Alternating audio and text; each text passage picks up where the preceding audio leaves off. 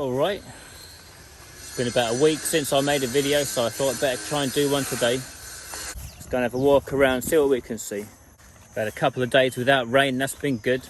So one thing I've been doing is refilling the soil in the holes that I dug out, and that's also been filled with the compost and the rice husk and coconut stuff. So we've refilled about 10 holes. Perhaps today we'll go and buy some trees actually. I was here yesterday all day working really hard, and I've come here to do a bit of work this morning, but I'm just too tired. I don't think I can take it today, so I'm going to try and think of something easy to do. But yeah, raining a lot recently, getting really slushy down the bottom here. Well, anywhere on the road actually, it's all getting quite slushy. So we've asked the neighbour to come and bring some sand for us. Going to try and fill in a bit of the road, do some road repairs. I think he's coming today with that sand. So yeah, this is what I was doing yesterday that got me so tired. I was getting like old broken bricks from the bungalow and putting them all in the road, sort of making a bit of paving in the road. See what I mean? So just putting in some bricks, and then on top of this I'm going to put loads of sand, and I put some sand already, but I've got to put some more, get it all sorted out. That was really hard work. It's like all day slugging it kind of thing. It's a bit silly really. I should have stopped at 2 PM, but I kept going till 6. So wake up, there's the neighbour guy in here, so he looks like he's doing a bit of spraying of his trees. So this chap doesn't own this piece of land. This piece of land in here next door to us is owned by this guy. He's called Peacock Son, and he's like a local politician, and I think he's got like loads of money and a factory and various bits of land. So it's pretty common in Thailand for you to not manage your own farm. Like, so this guy's paid to just manage this place basically. So yeah, this farm in here is mostly durian as well. They have got quite a bit of fruit on the trees at the moment. So look, on some of their old big trees here, they've got absolutely loads of fruit. You can't quite see, but just on this branch here, there's 1, 2, 3, 4, 5, 6, 7, 8, 9, 10 just on one branch. So this tree here has probably got, see, at least 60 fruits from where I'm standing. So if you look up the top there, you can see all this red string up there. See all that stuff. See, someone's got to climb up there and tie all that on. That string is to support the branches with all the weight of the fruit on the branches. You don't want it all to snap. But yeah, someone's got to climb up there and do that. I wouldn't fancy that job. So on a tree like that, that's going to be about 250 kilograms worth of fruit. It's quite a lot. That equates to about $500-600 US. So one tree can net you $500 easy. Well, I say easy. It's quite an old tree, so your younger trees won't do that, but you know, long term that's the outcome. So one good durian tree can easily get you $500 US a year in fruit, maybe even more. Pen's uncle reckons he's got about 90 to 100 fruit on each tree at the moment. We're going to go up to his farm and have a look at some point. You know, 90 to 100 fruit on a tree, that means, you know, $700-800 US per tree, which is quite a lot of money. There's the roof guys making sure everything's straight on the lower level compared to the top. There's Gorgie over there as well. I wonder what he's looking at. Gorgie, what are you doing? The fence has all been completed, so the dogs can run free again finally. In. When they're out, they want to go in. When they're in, they want to go out. So yeah, fence is done, doors are all done. I don't really want to talk about the bungalow today, I can't be bothered, but we've had loads of trouble with the roof. If you remember, we were about at this point before. Then I discovered that there was a problem with the roof. They'd installed it incorrectly. So basically, these tiles during installation have to be cut on the corners. Pretty much all of them have to be cut. And the builders who put them in didn't cut any of them. So once they'd done both sides of the roof and I was having a look at it, there was something about it that just didn't quite look right to me. The gaps between the tiles just looked a little bit too big, and things didn't seem to line up properly at the bottom, and things didn't seem to line up properly at the top. So I went back to the original roof company and I said, look, you've got to send someone out and have a look at this because I'm not convinced about this. And anyway, so they sent someone out, and that's when we found out about the, yes, you're supposed to cut these tiles. You can hear the cutting going on over there now. So the other group of builders were basically kicked off that job, and we had to get the other company to come back and send a team, and luckily they did. They showed up the next day, and this lot seemed to know exactly what they're doing. So what you're looking at there is the second installation of tiles. They all had to come down. Every single one was taken down, cut and reinstalled. If I stick to US dollars, it's probably cost us about $700 to rectify the mistake. So yeah, it was really annoying, really stressful. But luckily I was here.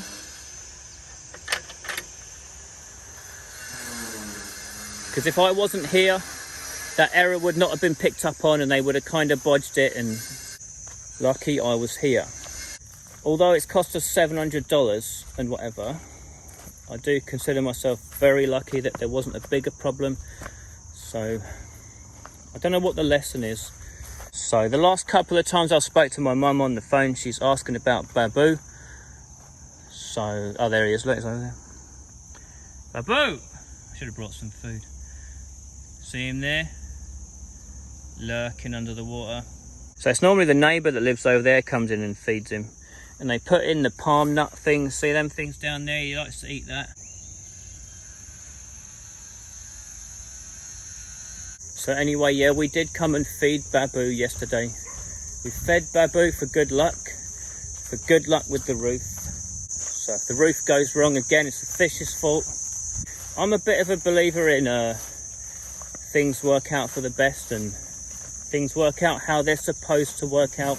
So like, we had a problem with the roof, but in my mind it's like, that's a good thing, because it's telling me something and I need to pay attention to it. It's a bit hard to explain, but when bad things happen to me, I normally just go, good, that's good that happened, because it's telling me something. If I broke my leg, I would say, good, glad I broke my leg, because that's a message.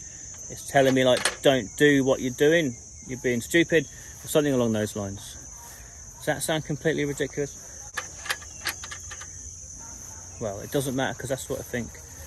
Some of these roofers are really young. He's only about 15 or something. Never have any safety equipment. They're all running around up on the roof. Lying in the cement. They're always lying in the cement. They get filthy. So for the past few days, the other builders are not here anymore while the roof gets redone. So that's given me and Pen a bit of a chance to clean things up. And that's what we've been doing. We've been working our arse off cleaning up. So someone was asking me in the comments how I was getting the concrete out of the floor. Well, just with a shovel, just scraping it all into a pile and picking it up with one of these scoops. One of them scoops. And then I've been taking it down to the road and using it as like filler in the road. I'm sure it still looks like a massive mess, but we've been working really hard to clear up all this area.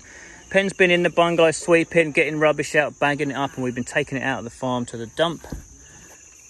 And then I've been cutting the grass around here, sorting out all the wood, and scraping back all the stones. So basically, the longer the builders have been here, the further the mess has progressed across the grass here. So I've been pushing it all back. I've cleaned up from here to here, so I've done quite a lot. But there's Pen over there, carrying on with her rubbish and mess. So look what else we got. This is Tay's old scooter from when he used to go to university in Bangkok. It's been sitting up there gathering dust, so he's sending it down to us. So it's definitely seen better days, but it does still work. It's a bit hard with one hand. I wouldn't say it's particularly roadworthy, but you can use it locally like this. I've been having a bit of fun the last few days. Do like motorbikes and little scooters as well. They're lots of fun. I think it's got a clutch problem though. And the speedo doesn't work, and the indicators don't work. But it was free, so yeah, not the greatest little bike in the world, but for local, I can chuck it around and beat it up, drive up and down the farm on it, no problem. So the bike I like at the moment is a Honda CT125. I'll put up a picture of that so you can see it, and I like it because you can put some off-road tyres on it. You know, this is pretty dodgy in the sand and the mud, as are most motorbikes. But I think one of those CT125s, that would be pretty nice to have around here.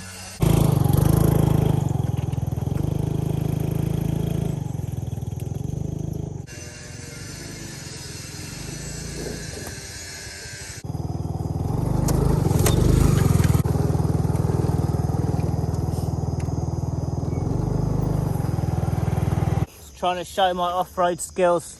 I was trying to show you can't do that on a GS. Oi. You're going to get yourself trapped one day and we'll be cutting that to free you. Get back in. In. Just grab him by the bum, that'll get him in. Come on, come on.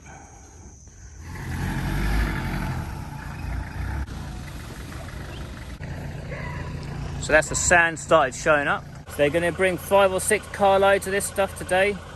And then my job at some point is to shift it around to where we need it in the road. It's going to be really hard work, as you can imagine. So the roofers have said the foil we've got, they don't like it. It's too floppy and they want us to get another brand. So I've got to drive over to a place called Bansong. It's about half an hour away. Pick up the brand that they like. Well, it's looking like our luck with the weather might change. Hopefully Pen and the dogs won't get too wet back at the farm if it starts to tip it down. Hopefully they've got what I want.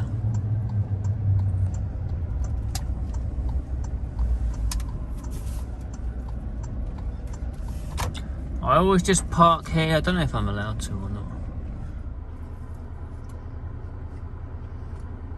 Very good. Well, that donut was massive. It was easily big enough for 2 people, but nevertheless I stuffed it all in. Anyway, that's the roofing foil I went to pick up, so I'll do that first, give that to the roofer.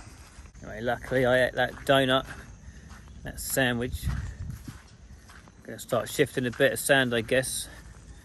Try and do a couple of hours of work. I still can't film myself doing any work because I haven't got a new tripod yet. If you remember, Bung chewed my tripod. So I was just thinking in the car on the way over. I think I actually owe Bung a good smacking for doing that. I haven't smacked him for that yet. I'm going to do that now. He hasn't had a smack yet today, so I'll give him one. Bung! Do you want to smack? You want to smack? Huh? There he's been lying in the sand. Smack. And you. Smack. Smack. I like to give the dogs regular smacks, keep them in check, to keep them on their toes, you know. I've just realised that the roofer guy's car has absolutely no chance of getting out of the farm while that big pile of sand's in the way, so all that sand's got to be shifted. Can't really see it from here, but it's like 2 or 3 foot tall, that pile of sand, so there's no way he'll drive over it in that car.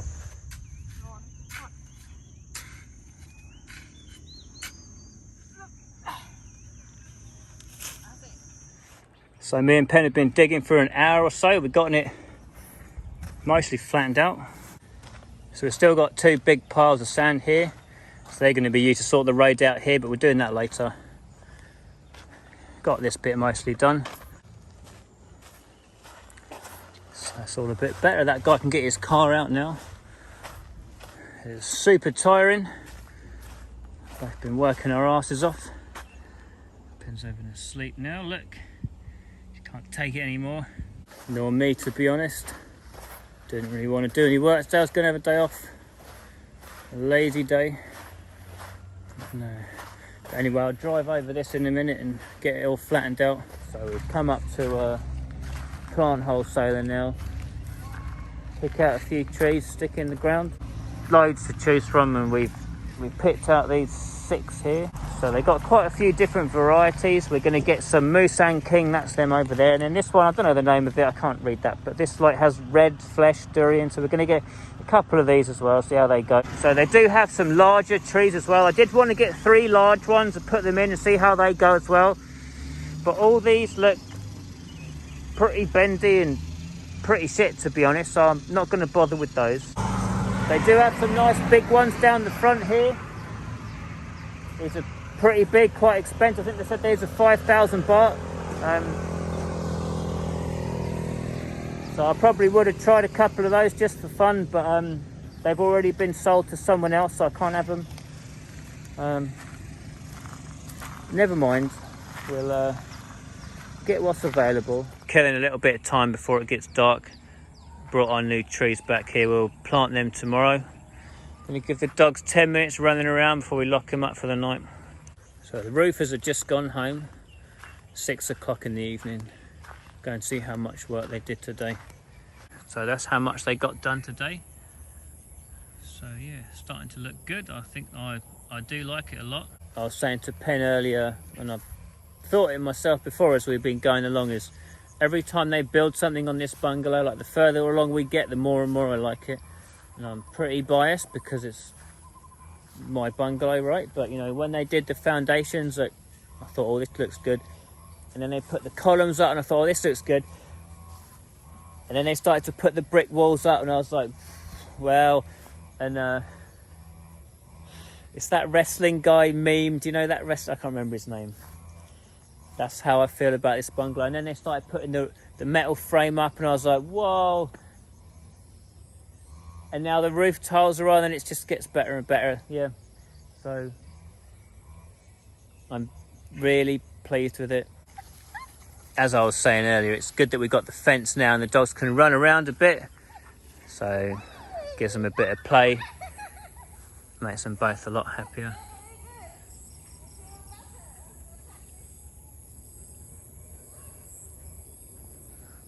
But yeah, that's a really nice looking bungalow if you ask me. Yeah, I'm completely biased. As far as I'm concerned, that's the best looking house I've ever seen in my life. So it's the #1 house, #1 bungalow. Pen, let's get them then. Don't let them fight in the sand. And they always fight in the sand, like right before you got to put them in the car, in the hotel. It's like, let's get ourselves as filthy as possible. Yeah, that's a good idea. Run them to the grass. She's got the right idea. She's got the right idea.